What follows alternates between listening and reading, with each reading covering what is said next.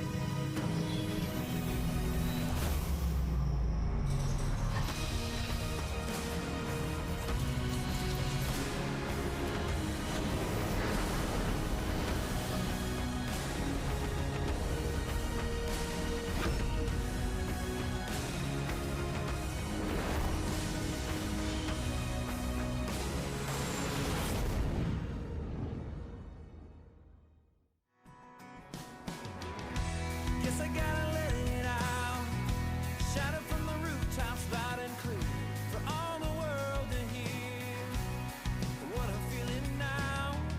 I guess I'm gonna take a chance, tell you all the things I'm thinking, or maybe I'll just ask you to dance and you'll say yes.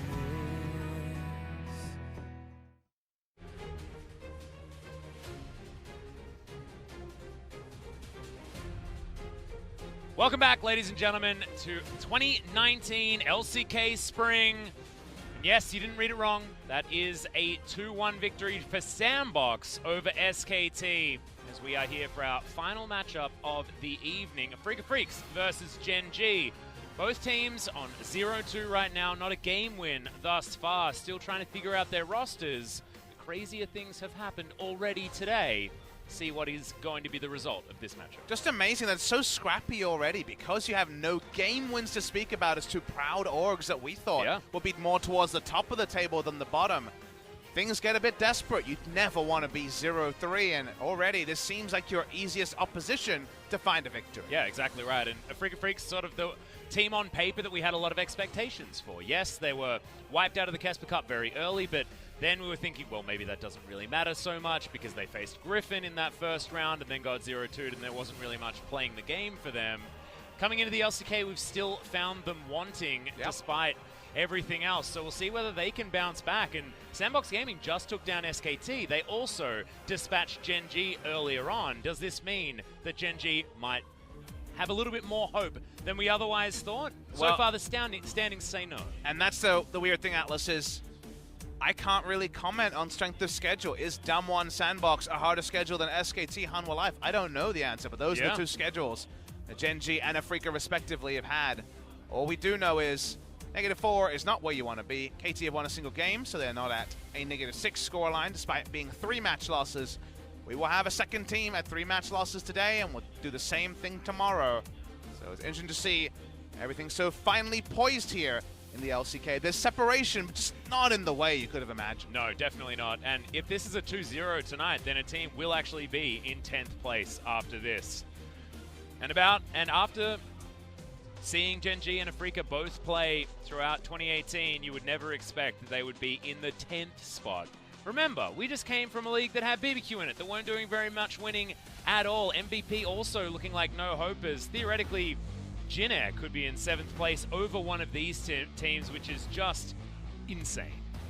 Brawler still has never played a competitive game on a non-AD carry champion. I think he'll keep his playstyle, especially when we get into what's happened on the side of the Afreeca Freecs.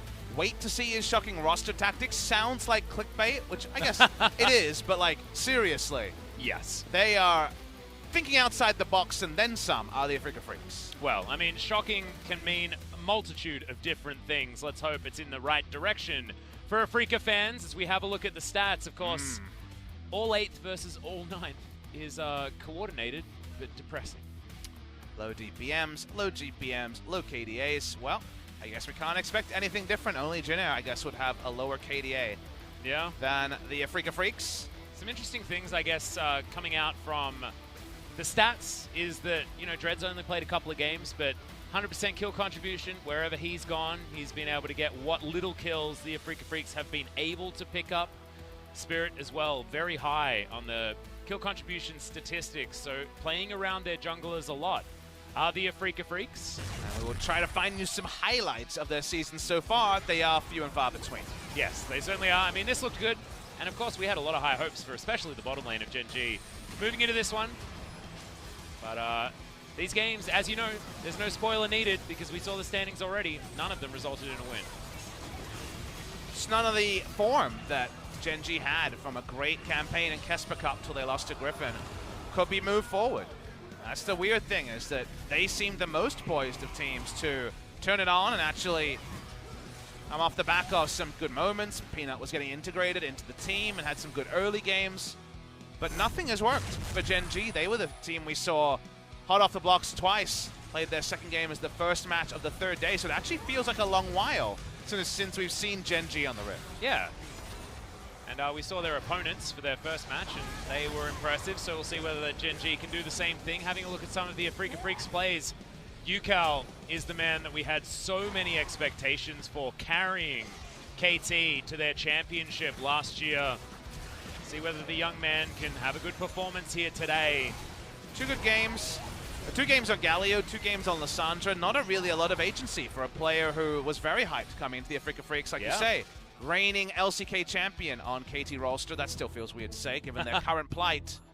We'll look at the featured matchup. Man, it's one way you think maybe not showing the numbers would be better.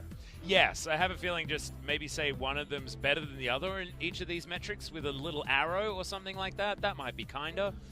Especially when, you know, Cuvée was our Worlds buff monster in 2017. Both these teams went to Worlds and underperformed, Atlas. Yes, I didn't want to talk about Worlds 2018. I wanted to talk about Worlds 2017, where Cuvée was good. Keen last year having some pretty fantastic performances, but I feel like the hype got built up around Keen and then he failed to deliver on a lot of different fronts.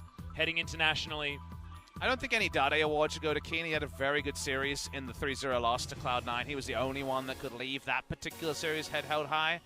But I guess head's pretty low for Gen.G and Afreeca. None of them with a game win. Both of them with significant roster changes, which with a 0-4 scoreline, you can only say so far haven't worked. And on paper, Gen.G's roster changes looked real good. Peanut, man, you can see in second place there. We're not going to see Roach on the top side of the map. It will, in fact, be Cuvée moving his way back in.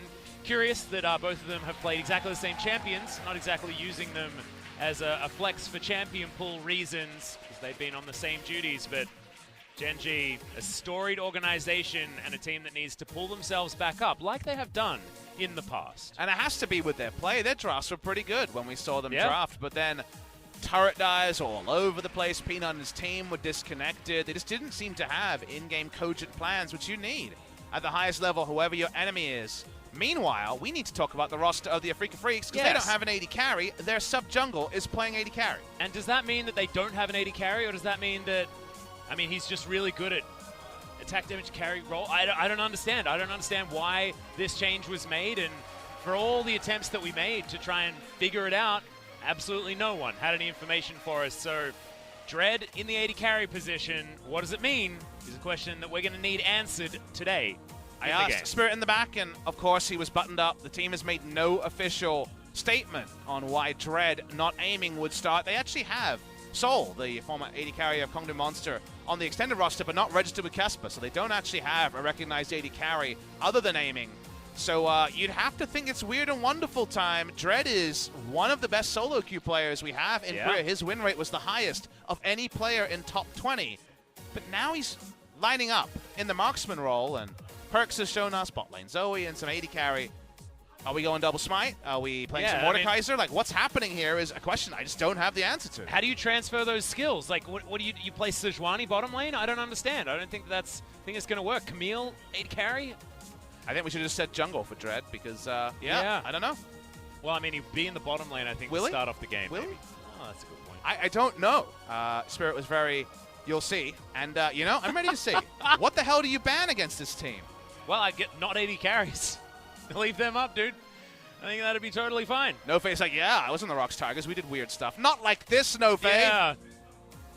Oh my goodness. Well, hopefully the draft will tell us exactly why this is being picked up. Maybe they just want to play Karthus bot both games in a row. I mean, that would actually make a lot of sense. Yeah. I mean, it is good. Do you just ban Karthus? It's one less shenanigan. Yeah. Well, Like, you see this roster and you're first tilted because you're like, really, against us? But then you realize that, yes, you guys are also 0-2. So it's a really weird spot to make this decision. Dread is very, very talented in terms of mechanics. I think he's rank 4 right now, or was rank 4 it doesn't count the now. end of the season. I think Rookie's technically the highest ranked at Diamond 1. Again, server reset, so he has some time to play. No Face smiling. Will Afreeca Freecs be smiling after they pull off one of the most bizarre changes? There's Wolf at the end of his career going to jungle because Blank is suffering, and I get that one. There's Dread, just newly moved to the team, lining up as AD carry just a couple of sets into his career on Afreeca. And when aiming, I mean, we didn't really have that many bad things to say about aiming in his play. It's not like he's a bad player. Unremarkable. Yeah, unremarkable, but that doesn't mean bad, as the Karthus is going to be banned, exactly, like we were talking about. I think I might have said a French word mouthed by Spirit. I think he said an S word, and it wasn't scaling. So I think so too, yeah. They've been found. They're cleverers banned out. This is like subbing in a one-trick. About why did they ban my one-trick? Well, I mean, Afreeca have decided that, yes, we want to take out the 80 carries. Cassiopeia going to be banned on the blue side because Gen.G's so scared that there's going to be too many OPs left up. Well, they just want their scrims to have meant something, because the moment that you see an enemy 80 carry that's a jungle player, you want to get as square a draft as possible, and we just don't know anything about what Afreeca want to do. They tried 2 different strategies. They tried 2 different junglers. They played Karthus jungle. They've really been all over the place. Rakan has been played by Spirit before in the funnel meta. That's true. I like that that stat is all of a sudden relevant based on the roster that they have fielded here today. You were talking about a square draft, and I think got first pick is about the squarest you could possibly get to. Akali Rakan would be the answering square draft. Nice takeaway from QV as well. Did play it in the LCK and not look great, but he was a beast on that pick back at Kesper Cup. Yes. Galio Nocturne for, well, whatever they're doing, let's kill them. Very good duo against double jungle. If that does come out, again, guys, if you're joining us late, Dread is their sub-jungler. And his playing is, okay, we got a Vayne. Vayne's just locked in, and look at the grin on Ucal's face. They're doing it. They're nuke, duck, and fly. That still doesn't explain Dread in the lineup, though, Atlas. We're still learning here. That's only the first roar from the crowd. They knew something was up the moment that Dread was in the lineup. I mean, I have to take that back because, of course, Vayne is a flex pick. Yep. What a beautiful meta we're in. Ah, yes, the Leona ban. Standard ban here from Afreeca Freecs. Some understandable stuff. It's good against Rakan, so that's why they do it. Understandable.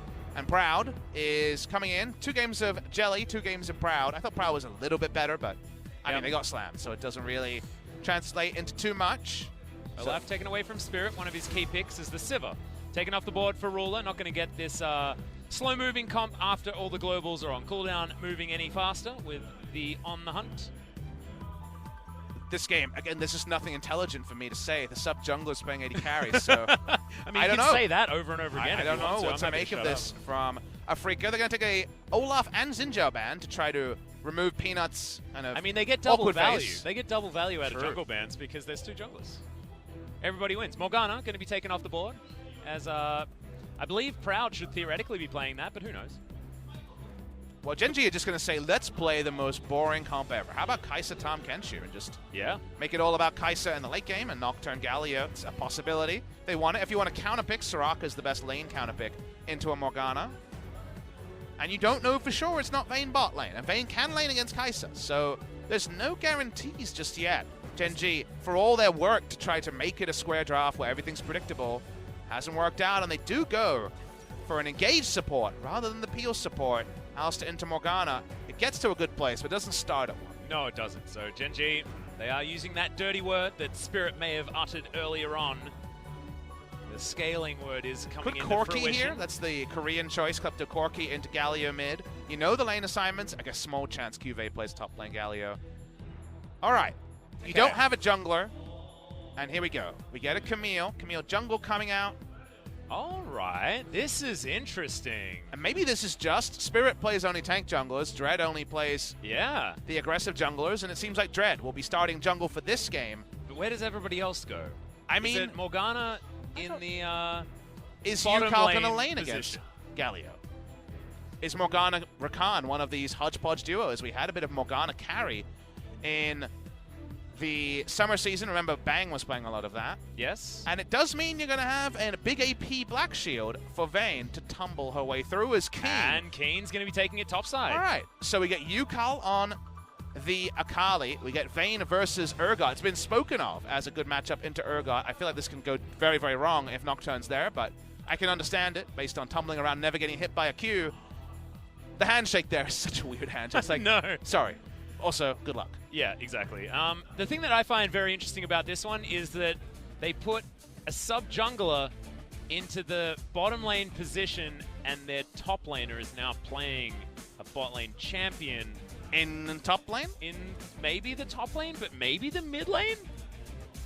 You know, we are sitting before a moment in time, and we will learn much about that moment in the proceeding time. But right now, I don't know, Atlas. It's all a bit wonky in this particular game.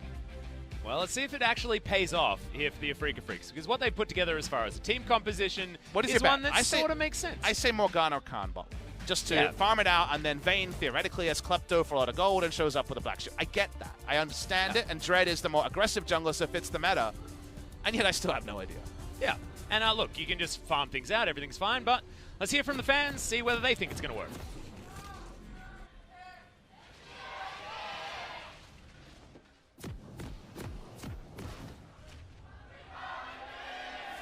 Gen.G fans still there. Both of these orgs so incredibly storied.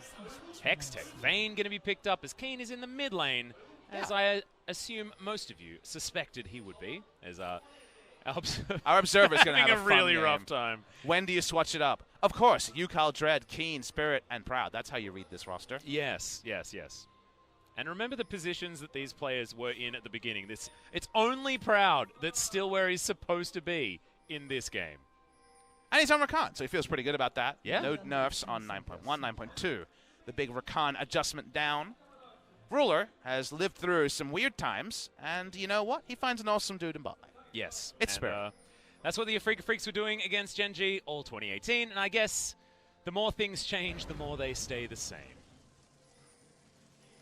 As we saw what NukeDuck did to the Galio in the mid lane, he also took Kleptomancy. Keen decided he does not want to do that. He's got Press the Attack on his Vayne. That'll hurt a lot. Yeah, that'll hurt a real lot. Hail of Blades is an option. Kleptomancy is usually the farm choice in mid, most recently by NukeDuck, but Press the Attack, double Press the Attack between Dread and Keen means we're definitely pressing the attack in this game. The attack has been pressed. Pop Smithy, you're exactly right. As Fly's just like, this really does suck. Yeah. Well, I mean, it sucked even more. In the mid game, from what I saw, Keen will be just ridiculously strong. He is going to be 2-item Vayne with probably 3 points in a Black Shield. Yes. So, and also with solo experience, which is something that's much better for a Vayne than a lot of other AD carries. Rageblade by the Rune King and a Black Shield, and that should be some happy times. Here are some things you could do to ruin solo queue. Interesting. Relentless Hunter is the choice on the tree there. I guess none of the other hunters are must-takes. Doesn't want the attack speed, apparently.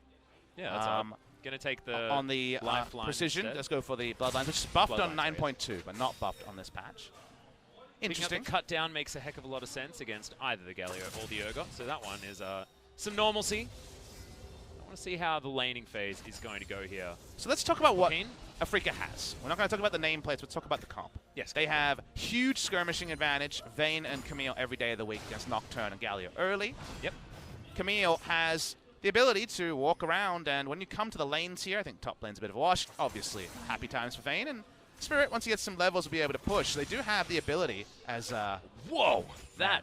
You know, I've got a That's bit of a buff I didn't see. I'm a bit sick today, but I think we all saw that, right? Did we? I mean, I hope so. Did we publish Smithy? Maybe it's all in your head. It looked like an impressionist painting of Gen.G's performance at Worlds. Oh, God, yeah. The Yukal Picasso. Jesus. So, Camille's very empowered. Vayne should be farming it out. And Spirit is, as the resident old man, on the Morgana. So just push, push, push activity in the bot side. So, wielding that, assuming they have scrims on this, which you have to assume they do, given they've made a very interesting decision. Yep. In the mid game, if they run at the enemy and the enemy takes the fight, you gotta like Afreeca if Keen doesn't die instantly. And look at Fly. Fly just noped out of the mid lane. I feel like he's about to have a temper tantrum. Like, if I was this lane is in just this lane, the most bad. Oh, yeah, I know, right? You just throw a Q, it ends up pushing the wave, you don't get any harass down, Vayne gets the silver bolts off, you max silver bolts first, and you're going to build health, if any stats. In the mid lane, a disaster when it comes to that. But to Gen.G's credit, they could only really pick a comp that does what it says on the tin, because there was so much madness, no scouting report on the team that famously doesn't play solo queue, so... Yep. Literally, they were just like, I mean, our comp goes in, but... And this has worked before. It's gone worse than expected in terms of the lane assignments, though, that's for sure. Yeah.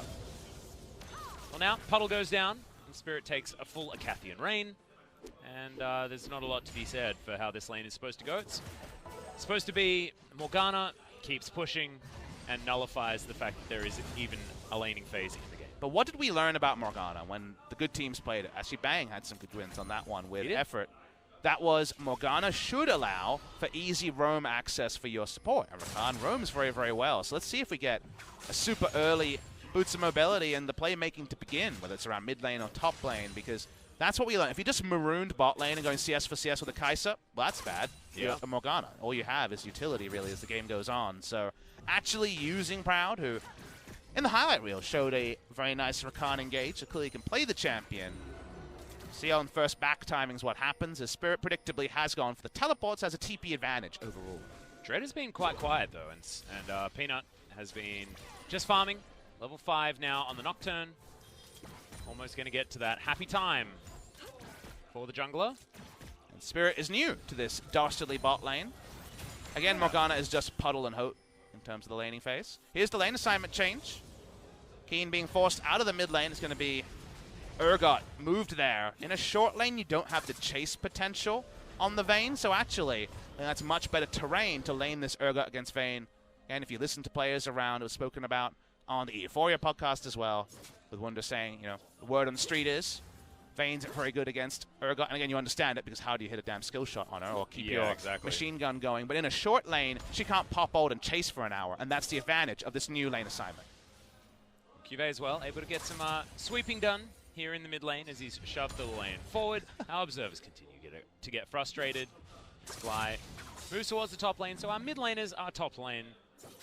And one of the jungles, the Afreeca Freecs, is in the jungle. The other one is in the AD carry position. It's very, very strange, but Keen has had a very nice time so far. Against the Galio, things were great. Cuvé's been able to catch things back up again as far as that 1v1. But what it means now is that Yukal is in prime position on the Akali. Move down bot lane, push, push, push, means a wash in CS between Morgana and Kai'Sa. Like that for Kai'Sa, Alistar, a much more risky scaling lane. CS for CS mid lane, definitely to the advantage of Vayne. She's really strong right now. She occupies my ban spot on solo queue. She's your one choice. There's been a few of those. Fly kind of gets really little out of Galio, except not dying against Akali. You can't really join for ults because you are top lane, and invading Camille ain't going to be happening for Peanut. I feel like counterplay against this composition is just going to be really hard for Gen.G. That's what I sort of see. I see a lot of camouflage, a lot of stealth, a lot of maneuverability, and a lot of unable to CC them. I mean, I guess you just kill Spirit when he black shields someone else, because otherwise everyone is infuriating. Yeah, but to try to shut down. It's going to be a Morgana that has a Zhonya's Hourglass much earlier than a lot of the other Morganas that we would see, and isn't necessarily as squishy as Luden's is most likely going to come first. Question here I have, though, is, again, Gen.G were like, let's pick a comp that does its thing. Yep. Nocturne goes in, Galio joins, happy times. Alistair's there to knock people up. You can't do that when Galio's top. You're not going to be using those combos onto Akali very reliably, maybe once in the game when the W is on cooldown. So now you don't do the combo ults until much later in the game, maybe an Infernal Drake fight or something like that. You're already losing out on something your comp does, and we're unsure in the late game if their comp can answer the Vayne. So you don't do much in the early game, you don't do much in the late game. That's where you wonder how Gen.G can use the tools they have, because now it feels like the tools are in the wrong kind of spots on the toolbar right now. The spanner's where the hammer should be. It's tricky here. And how Gen.G problem solve is going to be interesting, because their problem solving, their in-game shot calling has been probably the worst of any LCK team in 2019. They've had strong comps, and then just kind of been all on different missions and got nothing together. And also when it comes to adapting on the fly, like you say, having strong comps, not necessarily making the right proactive moves is definitely a problem, but also their ability to understand what an enemy composition does and then fight against that rather than just do their own thing is a difficulty. Here's the Hextech ultimatum in the mid lane. Cuvee just taking so much damage. See you later, mate. It's going to be Spirit picking up that first kill, and Afreeca Freecs starting to make this comp look like it works. Cuvee thinks about the fact that it's a short lane and goes the risky approach. He uses his Z, instantly interrupted by Dread, who feasts on champions like Camille. He's right up there with the great Camille play we saw from OnFleek in our first series. Too easy in the mid lane. I think that's mostly due to Cuvee having less experience. You think in a short lane, you're like, but the E is an escape. Well, no. Camille's going to interrupt it. Oh, and then cool flash, bro. You're dead. It's unfortunate, and you can see Spirit, the classic grin on his face that I feel never leaves, even if they lose the games. But at least they're having fun. And we're still trying to figure things out, but I'm starting to have fun too, Pop Smithy. We got Vayne in the mid lane. Man, if you win this game, you feel so good as a Afreeca Freecs, because you're just like Gen.G in the dumpster, right? You're feeling terrible after your first week. To win a game like this where a plan comes together, and I'd love to hear how many of these 5 champions made the blind pick comp. I assume they were putting together. Maybe it was a Protect the Karthus that became a Protect the Vayne. We don't know. Yeah. After the Karthus ban in the first round. It means so much for you, and then it's just the biggest sinking feeling if you're Gen.G, because you went ultra standard, but then the lane swap has had to happen, and now it's all looking a bit messy.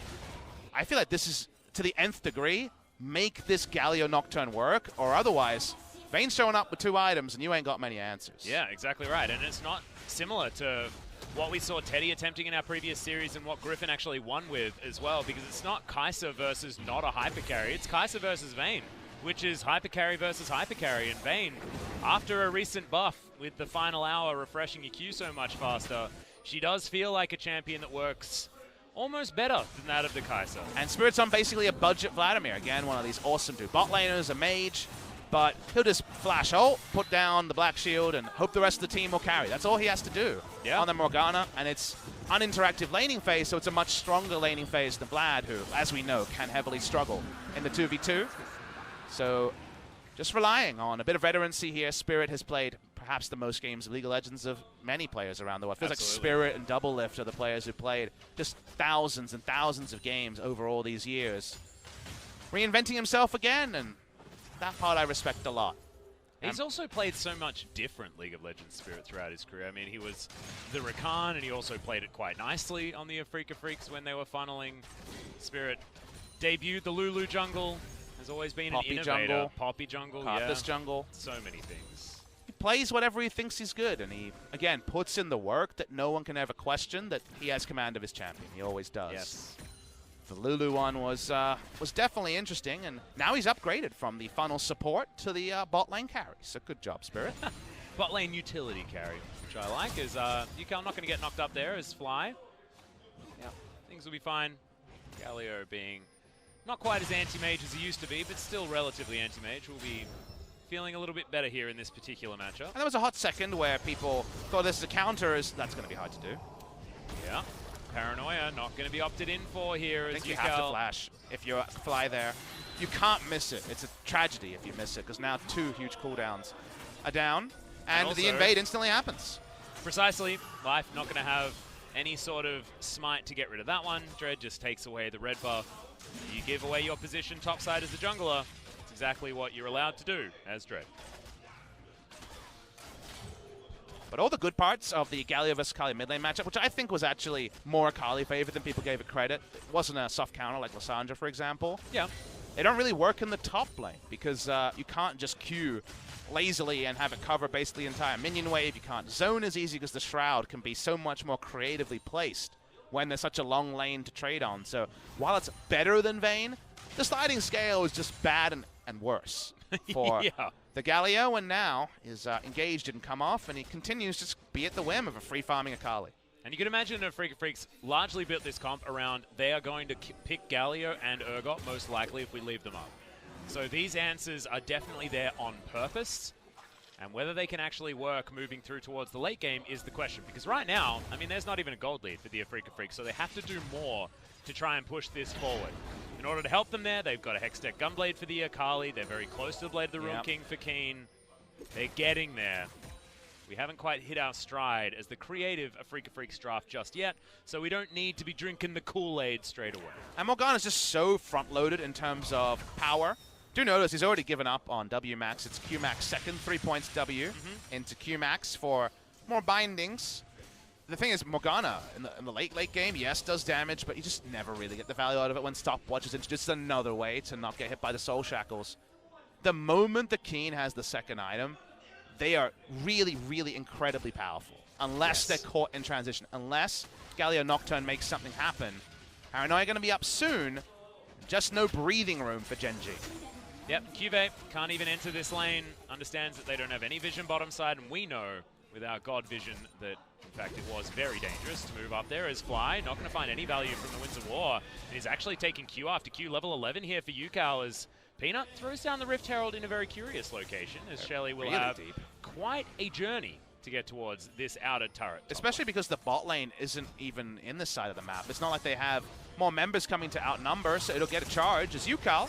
Speaking of outnumbering, we've got a Rakan making his way up as well. As now Fly under half health, has to hero's entrance, but isn't even going to get as far as the next rush. And Shelly does get a charge, but that was real weird. On both sides, Proud ulted. I don't know why. He was a screen away from the enemy. We talked about roaming Rakan, though, with the Morgana support, and that's why Spirit walks up. Could lose, potentially, on the Headbutt Pulverized Chicken, if the Black Shield isn't at the right timing, but this is what Spirit does on Morgana. This is what Bang did on the Morgana. You just push, push, push, and hope that the team can carry you. Well, there's the knock-up onto Fly. Taking a lot of damage here. Has been ignited as in goes Dread. Looking for him once again. Hero's entrance not available, as that was a really weird use of the hook shot. There are some unforced errors coming in from both sides, but Fly is going to escape. That was the quintessential whoopsie is bot lane. Speaking of whoopsies, Spirit finds himself under the turret, but may have actually found Ruler here as there it is. Soul Shackles is going to get the stun, and now Life with the ultimate has to be really careful. Yep, binding lands. Can he get this stopwatch? He's going to give it over to Spirit Flashes to get back under the turret. And now Yukal wants to kill Ruler. No ultimate available, no flash. Does have the heal, but does he's going for the turret dive. He's going for the turret dive here. He'll try it back, and he'll probably get away with it. That was actually really smart. Yeah, that was really, really Ruler. They don't pull off the dive. Dive Morgana at your peril. Yep, and that showed exactly why Soul Shackles is pretty damn good as an anti-dive tool, especially when you're not as anemic as a support variety Morgana. Out onto his heel as well. I think he was out of position to use it, but I can't exactly remember the terrain. And Keen says, don't know what was going on there. I'm going to keep pushing. Yeah, like most of the veins in our solo queue games. I don't have a team. I just want to press my R button, outplay everyone. Well, outplaying a Morgana. There was the Morgana meta of Season 1, where everyone hated Morgana because she did things like this, where, well, now you can't keep diving. Ruler can't even heal Life because he's too far away. No summoner used. It's all about if you hit the binding here. It's 4 points in it, so it's already a big nuke. They get the kill. Ruler tries. He doesn't heal. He actually doesn't respect that the Luden's proc will kill the Alistair. That was an unlikely way for the Noble Cow to go down, and Nofe and Co. are having a ball of a time. That's the best reaction we've had so far. Why don't they have Doritos in there? You know, I feel like they're watching a game show or something like that. Oh my goodness. Okay, well, you can understand why, because the Afreeca Freecs are having a great time themselves. Now we know why we have a coaching booth for moments like that. Hilarious. Between Coma being trolled whenever he's trying to yawn. And Afreeca's 4 coaches, if you guys are wondering. I Love Oov still head coach. Nofe comes in as drafting coach, and they have Vinyl Cat and Yon also. Huge coaching staff. You know, this was probably burning the midnight oil. This is what's required for Afreeca Freecs to actually have a pretty strong early game, but not to the tune of a gold lead, you'll notice. No. It's actually 1,000 gold lead to Gen.G. Yes, so yes, there was a lot of craziness and weird stuff, but they lost a turret, they lost Shelly. It's going to cause top lane outer turret to fall. Turret plates, and I guess the Shelly charge are the big reason that Gen.G are ahead, but you bet they don't know it, right? They don't feel being ahead here. They feel like they're ready to be lowered into the ground. They feel really bad, no doubt. Freaking need to keep up, like you say, because the gold lead's not there. Because so far we've seen if it's 2-0, there's 5,000 gold from plates. to be talked about. Because that's not there, Afreeca can never make a mistake, and that's with a lot of players on off-roll and a lot of creativity in the draft. Well, speaking of which, we're looking to try and take down this outer turret in the mid lane. Cuvee walking up relatively aggressively. I don't know whether he necessarily can with the coverage that he has, because you can see the littering of red wards on the bottom side of the map. I prefer to call it a smattering, as Smattering? I am a huge Okay. Winnie the Pooh fan. He loves a smattering of honey. He does. Gen.G try to clear out wards. Remember, they are the comp with the dive, but haven't had the vision line to pull that off. Okay. Ocean Drake, Not to. not spawning for ages, so I guess we're just fighting here. Mildred and Proud do have an opportunity to go in. Proud holds onto it. They just take down the ward. Playing a little bit more reserved. Proud playing with, in fact, Core JJ's skin. Not on the roster anymore, but still the Gen.G skin for the Rakan. About 1,900 gold till Rageblade is online. A good times roll for Keen. If you look at the roster and you say, who do you want on Vayne, you definitely choose Keen. Oh, absolutely. So He was the resident Lucian player on the top side as well. and he felt so sad in that second loss. Remember, he played Victor in their last time out against Humble Life and actually had a great laning phase, and then 7,000 people dove him, and he was like, well, I guess I'm dead, and we lost.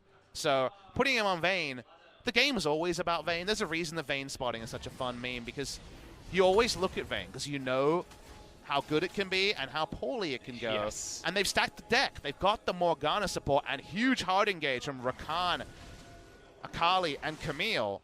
So, yeah, that timer is going to be huge. You see Peanut in and then immediately out again, as he will lose his blue buff. Afreeca Freecs with so much control over this jungle. Oh, can he get a smite in? Nope. Dread's able to steal that one away. And they are just playing with so much confidence. Yes, I mean, the lead is still, it's stretching for Gen.G. They are getting further and further ahead, but it doesn't feel like it, like you said before. It feels like Afreeca Freecs are only playing more and more aggressively as this game goes on as well, with their positioning around this map.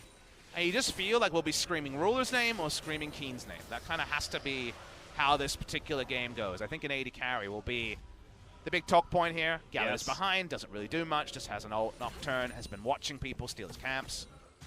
And on the side of Afreeca, I guess Yuka could also pop off and just kill Kai'Sa. That's a possibility. But I feel like we know what's going on here, and it feels like Afreeca brought more backup.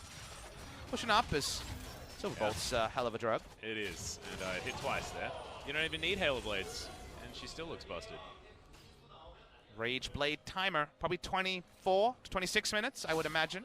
That's already there for Ruler, so this is certainly a good time for Gen.G.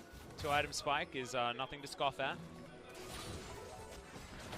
Now Proud, he's over here. Siege is pretty rubbish for the side of Afreeca, so not really convincing anyone by pushing the minion wave. What's the objective, though? Ocean Drake in 10 seconds.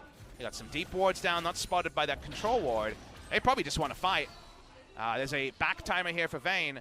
We definitely need the scoreboard board back up to understand where the items are at. Exactly. I think Rageblade is probably in, like you spoke about before. But I feel like maybe the recipe down. I'd be surprised if it was already done, but it's possible. No Kleptomancy, so fairly honest Vayne in this game. That's a good point. Who's flanking who? May potentially be out of position here. Does have the Shroud down, flashes, and only barely survives. And now Afreeca Freecs in a 1 versus 5 scenario. Life going down very, very low as Dread. He's been ignited. Keen picks up that first kill, though, as Ruler. He's dancing around the fight, but condemned into the wall. And Keen picks up his second, and now he's dancing after 5. Proud's in there. They're in again. Ukel's going to help, and that's the triple. Can he get the quadra already? It's the final hour, most definitely, for Gen.G, but 2 slink away. The final hours, the pentakill. That was what we were expecting there the moment that Gen.G realized they could not deal. The flash to condemn. Really nice Vayne mechanics from Keen, who's always been a carry player.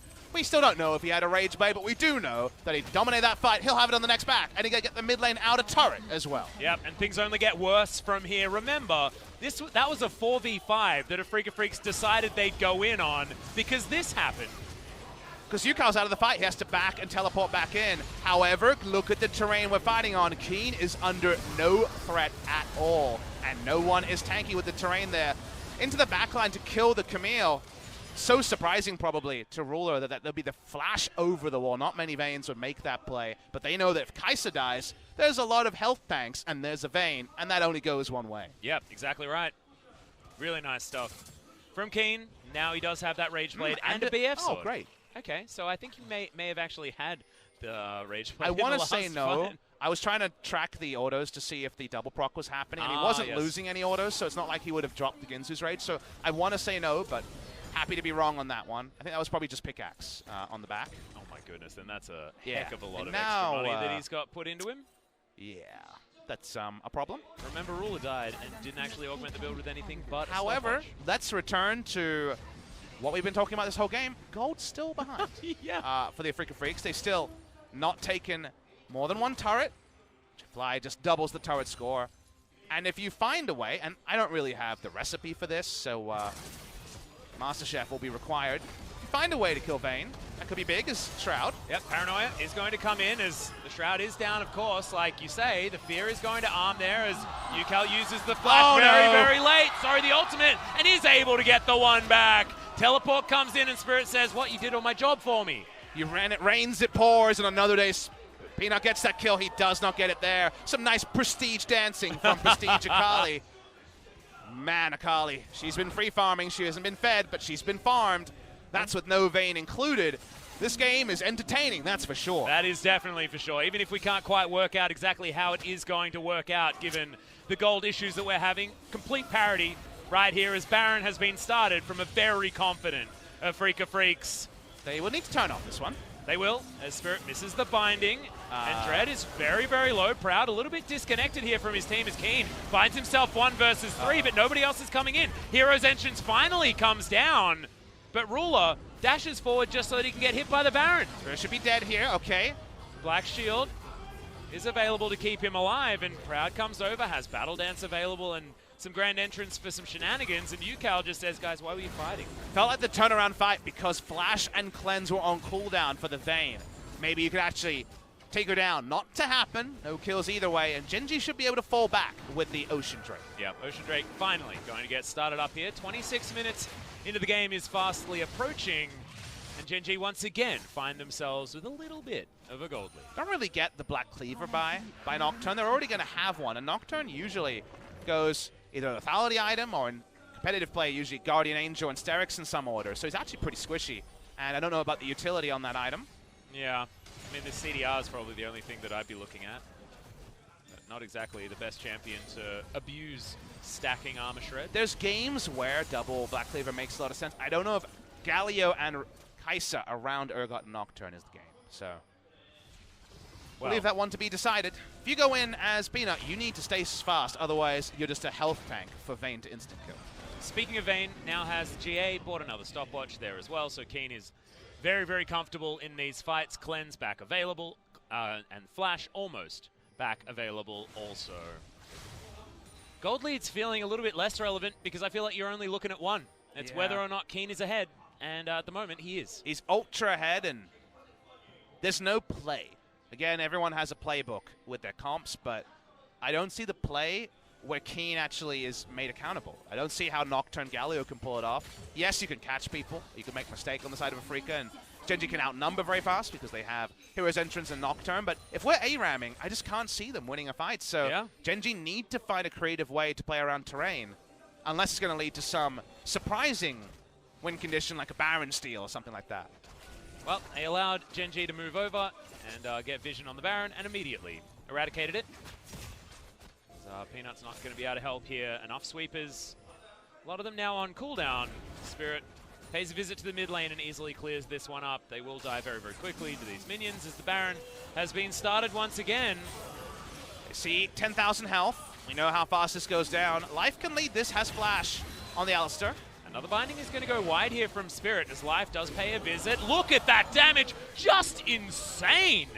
As he does utilize the ultimate to keep himself alive and get out of the CC. Because they're squishy, though, they had to releash the Baron. No one could tank it, so Baron back up to 10,000. Yeah, Spirit makes his way over here as Fly looking to get in there next. He's the one to face check as UCal comes on over to try and deter him. Just the moment, Atlas. He's going to come in. Paranoia down for Peanut. Actually looking to jump onto the Akali, but that might be the wrong target as Keen has already picked up a double and is chasing after Ruler. Wants to find any target that he can shoot at, and eventually it's going to be the Baron. Every time they go onto Akali, she shrouds, she has her ultimate, Azonia's is probably there. They can just never kill her, and Keen says, thank you very much, you guys are going to die. We're onto the Baron again. Does Cuvée have Smite? The answer is no. Yeah, Voidseeker's in, but there's no Killer Instinct as Yukal goes into his Shroud. Now Cuvée getting chased. They actually kept the Baron leashed. Yes, they did. Down to 5,000. And remember, the passive of Keen means that he can basically chase anyone here as Cuvée trying to get the heck in there to stop this Baron, but there's just nothing they can do. That Voidseeker almost gave us a heart attack, but it's not going to happen. Dread has his finger on the Smite button. Watch the replay here. Again, they've had no value. They can't go onto anyone next to Morgana, so they say, ooh, can we kill the Akali? Even Kai'Sa rolls in, but she goes out, and then Keen just looks at people, and they are deleted instantly.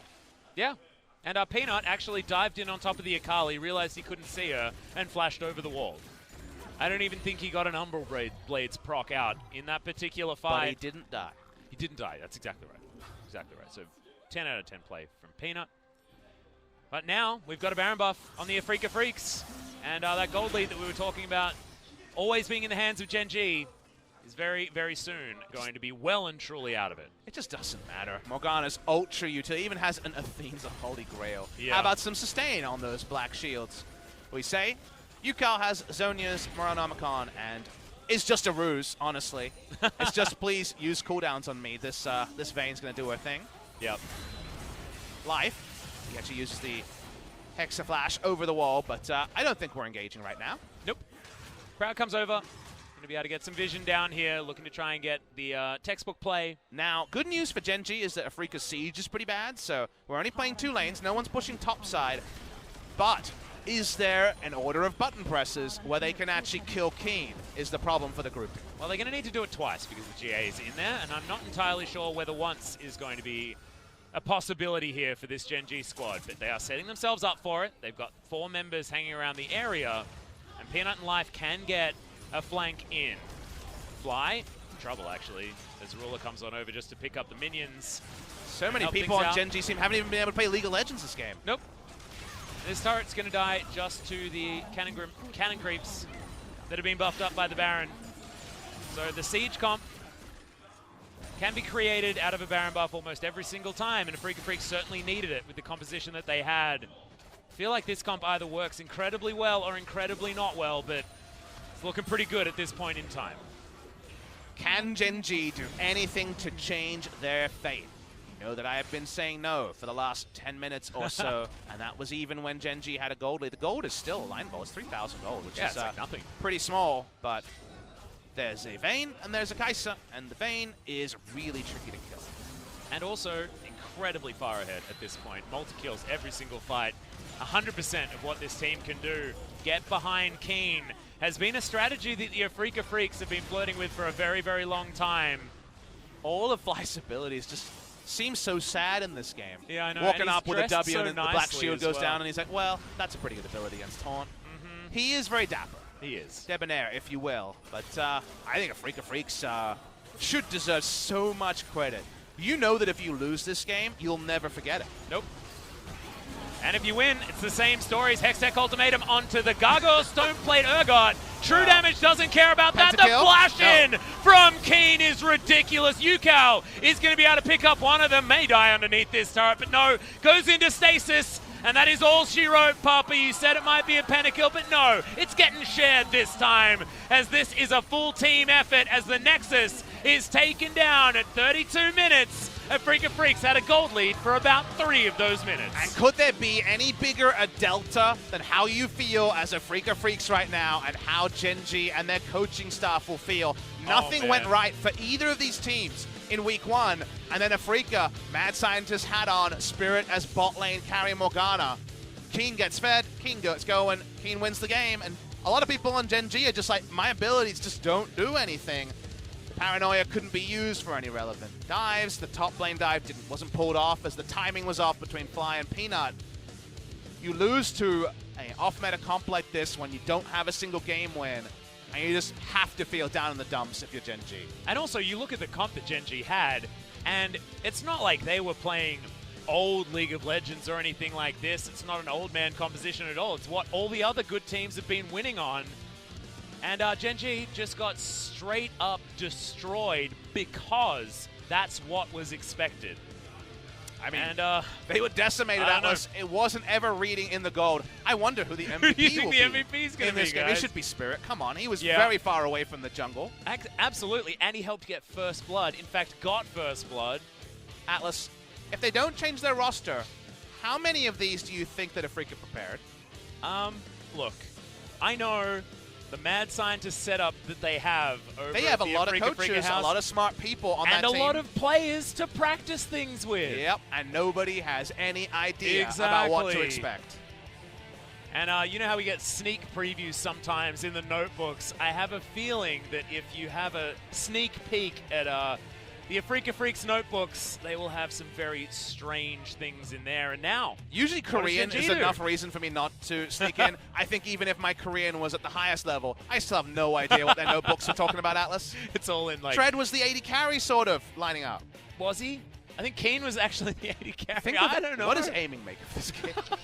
Aiming's like, I'm not even the best Vayne on my team. Damn it. Yeah, I know, right? Oh, it's that Beatles quote all over again.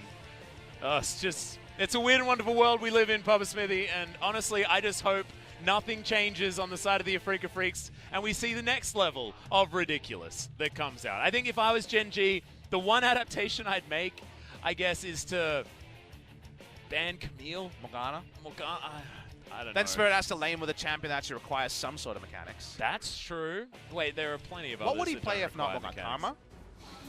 I'm not entirely sure. Not entirely sure. But, ladies and gentlemen, this was one hell of a game. It was. I feel richer for being here. Yeah. And I believe we are going to have a short break, but when we get back, it's going to be more Afreeca Freecs versus Gen.G. You wouldn't want to miss it, because you might learn a thing or two about what the meta may become.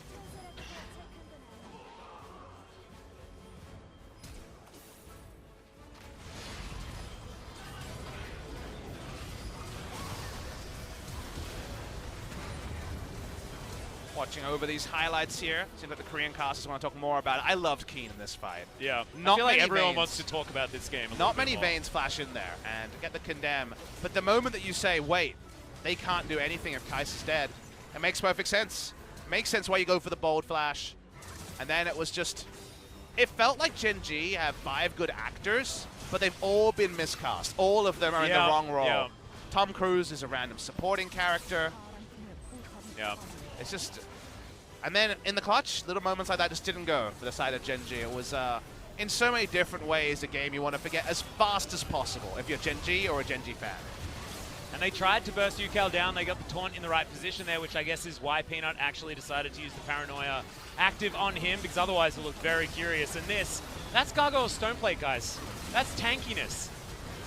Didn't look like it. Silver Bolts ignores everything. And just made Vayne look like the silliest champion ever. It's like one of those games that we've all had in solo queue. I know we've been talking about that a little bit with the Draven game that we had earlier on in the day, but look at that. 21.4 thousand damage from Keen, and he is the only champion necessary in this game. Now, for prove me Afreeca wrong. Freecs to win. How do we know the champs that didn't go, guys, I'm a Smurf, I'm going to play Vayne?